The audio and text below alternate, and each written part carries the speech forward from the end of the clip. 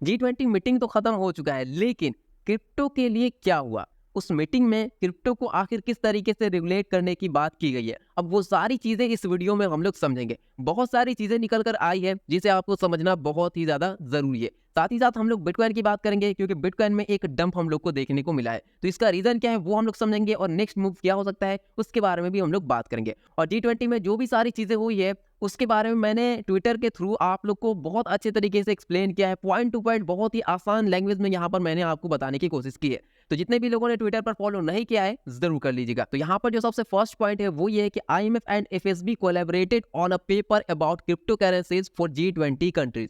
यानी कि IMF और FSB ने एक पेपर रिलीज किया है G20 में जितने भी कंट्रीज है उनके लिए, यानी कि क्रिप्टो के रेगुलेशन के लिए, या इन्होंने एक पेपर रिलीज किया है। अब उस पेपर में क्या है वो समझे। उस पेपर में ये बताया गया है कि जो क्रिप्टो है या बिटकॉइन है इसे कंप्लीटली बैन नहीं किया जा सकता है, इसे हमें किसी ना किसी तरीके से रेगुलेट करना पड़ेगा। अब इसके अलावा बात करें अपने कंट्री इंडिया की, ये तो बात रही IMF और FSB की जिन्होंने अपनी रिपोर्ट जारी की। अब इंडिया का यहाँ पर क्या कहना है, 2021 में इंडिया की तरफ से एक स्टेटमेंट आया था जिसमें यह बताया गया था कि इंडिया में क्रिप्टो को कभी भी लीगल टेंडर नहीं दिया जाएगा। हाँ, इसे कंप्लीटली बैन भी नहीं किया जाएगा इंडिया में, लेकिन इसे लीगल टेंडर भी नहीं दिया जाएगा। और IMF और FSB ने भी लगभग यही इसी तरीके की स्टेटमेंट दी है कि क्रिप्टो को बैन करना कोई समाधान नहीं है, इससे हमें किसी भी तरीके से रेगुलेट करना पड़ेगा। अब यहाँ पर जो सबसे बड़ी प्रॉब्लम है वो ये है कि जो रेगुलेशन है वो दो तरीके की होती है।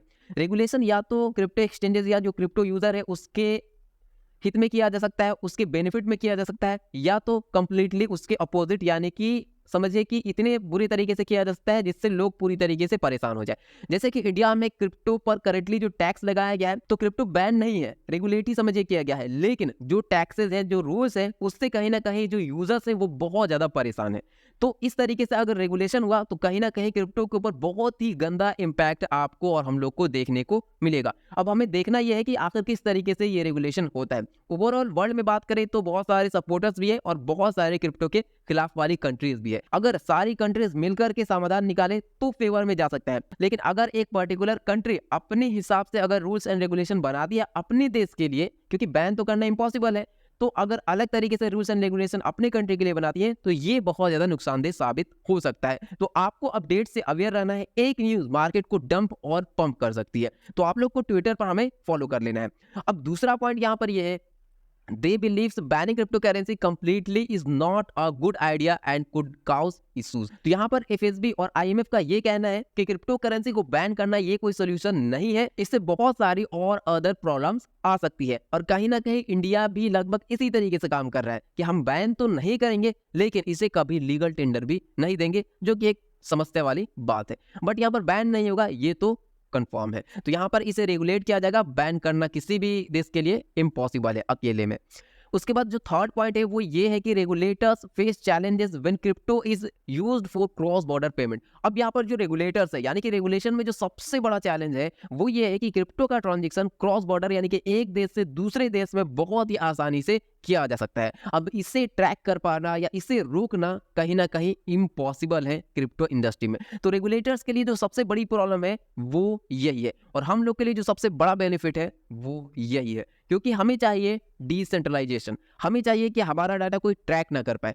अब क्रिप्टो में आप कितने भी फंड की ट्रांजेक्शन करें तो किसी को कानो कान तक खबर नहीं होगी, या आप कहीं पर भी ट्रांजेक्शन करें तो किसी को कुछ भी नहीं पता चलेगा कि आपने कितना ट्रांजेक्शन किसको भेजा है, कुछ नहीं पता चलने वाला है। तो ये एक बेनिफिट भी है, लेकिन इससे बहुत बड़ी समस्या भी आती है, जैसे कि इसका इस्तेमाल बहुत सारे गलत कामों में भी किया जा सकता है, क्योंकि अगर बड़े बड़े अमाउंट में पैसा ट्रांसफर किया जाने लगा एक देश से दूसरे देश में तो बहुत सारी गलत चीजें भी हो सकती है। तो कहीं ना कहीं ये एक बहुत बड़ा पॉइंट है, इससे सॉल्व करना क्रिप्टो रेगुलेटर्स के लिए बहुत चैलेंजिंग का काम होने वाला है। बट देखते हैं क्या होता है, क्योंकि ये एक बेनिफिट भी है और बहुत ज्यादा नुकसानदेह वाला भी है।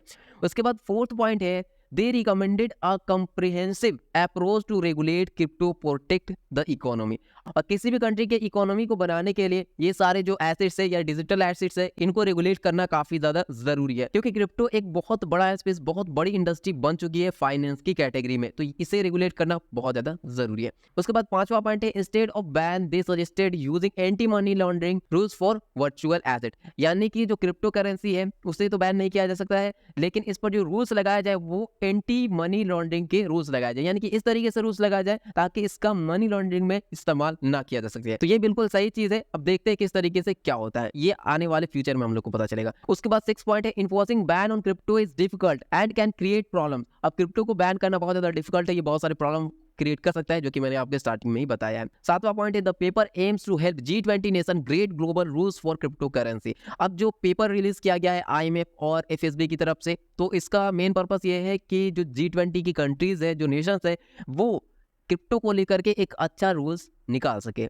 एक सटीक रूल निकाल सके कि जो यूजर्स है उनको भी किसी भी तरीके की कोई भी दिक्कत ना हो और फाइनेंशियल इंडस्ट्री में भी कोई गलत इंपैक्ट ना पड़े। तो ये थी कंप्लीट अपडेट। मैंने सारे पॉइंट्स आपको काफी अच्छे तरीके से समझाने की कोशिश की है। अब मुझे जहां तक समझ में आ रहा है कि आप लोगों को ज्यादा कुछ यहाँ पर समझ में आया ही नहीं होगा, क्योंकि यहाँ पर ज्यादा कुछ चीजें हुई ही नहीं।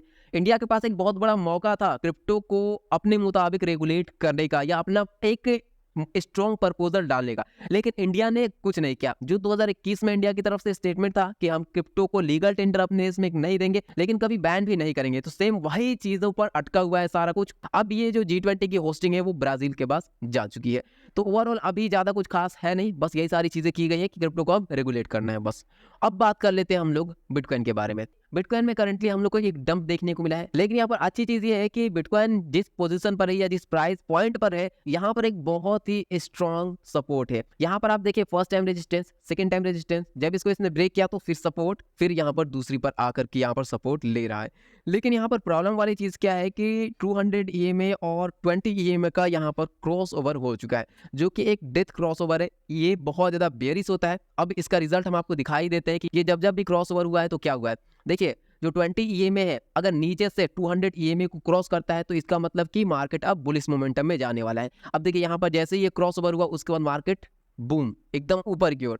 अब इससे पहले भी हम आपको दिखाते हैं, जितनी बार भी क्रॉस ओवर हुआ है उस टाइम हम लोग को एक बहुत बड़ा मूव देखने को मिला है। अब ऊपर से जब 20 EMA 200 EMA को क्रॉस करता है तो एक डंप देखने को मिलता है। तो यहाँ पर क्रॉस ओवर हुआ, एक बहुत बड़ा डंप देखने को मिला। यहाँ पर भी क्रॉस ओवर हुआ तो यहाँ पर एक बहुत बड़ा पंप देखने को मिला। यहाँ पर हुआ तो एक छोटा सा डंप, लेकिन ये डंप आया। इसी तरीके से अगर आप पीछे में देखेंगे तो बहुत सारे यहाँ पर क्रॉस ओवर हुए और बहुत सारे डंप और पंप देखने को मिले। अब यहाँ पर भी क्रॉस ओवर हुआ और यहाँ पर जो क्रॉस ओवर हुआ है वो ऊपर से नीचे की ओर हुआ है, यानी कि जो 20 EMA है उसने 200 EMA को ऊपर से नीचे की ओर क्रॉस किया है। तो ये एक बेयरिश साइन है, बट यहाँ पर नीचे एक सपोर्ट भी है। तो देखते हैं यहाँ पर क्या होता है, नीचे की ओर जाता है या ऊपर की ओर जाता है। चांसेस तो यही है कि यहाँ से बिटकॉइन नीचे की ओर जाए, बट मेरी जो एनालिसिस कहती है वो ये है कि बिटकॉइन की मूवमेंट आपको लॉन्ग टर्म के लिए हम आपको बता रहे हैं, ना कि शॉर्ट टर्म के लिए, एक दिन दो दिन के लिए, ऐसा नहीं है। यहाँ पर जो मूवमेंट है ओवरऑल आपको कुछ इस तरीके से बिटकॉइन की देखने को मिल सकती है। इस तरीके से बिटकॉइन आपको ऊपर जाता हुआ दिख सकता है। यानी कि मेन चीज यहाँ पर यह है कि ये जो एरिया है इसमें अच्छे खासे टाइम तक बिटकॉइन की होल्डिंग आपको देखने को मिल सकती है। इस जोन में अच्छा खासा बिटकॉइन अपना ट्रैवलिंग का प्लान बना सकता है। उसके बाद आपको इस तरीके से ऊपर की ओर मूव देखने को मिलेगा। तो ये है कंडीशन, ये सारी चीजें आप लोग अपनी एनालिसिस कमेंट सेक्शन में शेयर करें। और हाँ, एक इंपॉर्टेंट सवाल आप लोगों से, जिसका जवाब आप लोगों को कमेंट सेक्शन में देना ही देना है। अगर आप फ्यूचर ट्रेडिंग स्ट्रेटेजी के बारे में जानना चाहते हैं, सीखना चाहते हैं कि कैसे इंडिकेटर्स को यूज किया जाता है, आज के टाइम में बहुत सारे इंडिकेटर्स हैं मार्केट में, लेकिन किन किन का यूज करें, आखिर बेस्ट स्ट्रेटेजी क्या है। अगर आप थोड़ी बहुत भी टेक्निकल एनालिसिस जानते हैं, अगर अच्छे ट्रेडिंग इंडिकेटर्स का आप यूज करते हैं, तो आप अपनी ट्रेड्स को प्रॉफिटेबल बना सकते हैं। अगर आप ऐसे वीडियोस चाहते हैं तो कमेंट सेक्शन में आप जरूर बताएं, हम अलग अलग तरीके से स्ट्रेटेजी टेस्ट करेंगे और आप लोगों के साथ शेयर करेंगे, जिससे आप लोग के प्रॉफिट के चांसेस बहुत ज्यादा इंक्रीज हो सकते हैं। आप लोग को ज्यादा से ज्यादा कमेंट करना है, तब हम इन सारी टॉपिक्स के ऊपर वीडियो लेकर आएंगे। और आप सारे लोग चैनल को भी सब्सक्राइब कर ले, वीडियो को लाइक करें। मिलते हैं आप नेक्स्ट वीडियो में।